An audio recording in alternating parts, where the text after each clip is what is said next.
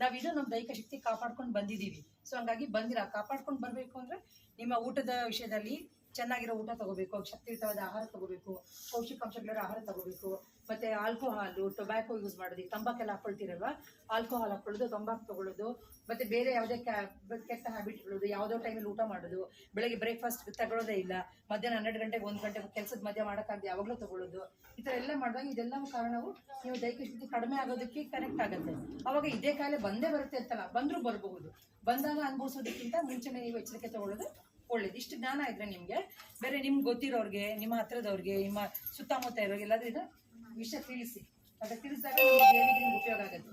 ನೀವು ತಿಳ್ಕೊಂಡು ನಿಮ್ಮ ಮನಸ್ಸಲ್ಲಿ ನೀವು ಇಟ್ಕೊಂಡ್ರೆ ಮತ್ತೆ ಕ್ಷಯರೋಗಿಗಳ ಸಂಖ್ಯೆ ಜಾಸ್ತಿ ಆಗುತ್ತೆ. ಯಾರಿಗಾರು ಕೆಮ್ಮಿದ ತಕ್ಷಣ ಒಂದು ಜಸ್ಟ್ ಚಿಕ್ಕದೊಂದು ಮಾಹಿತಿ ಕೊಡಿ ಅವರು, ಓಕೆನಾ? Thank you.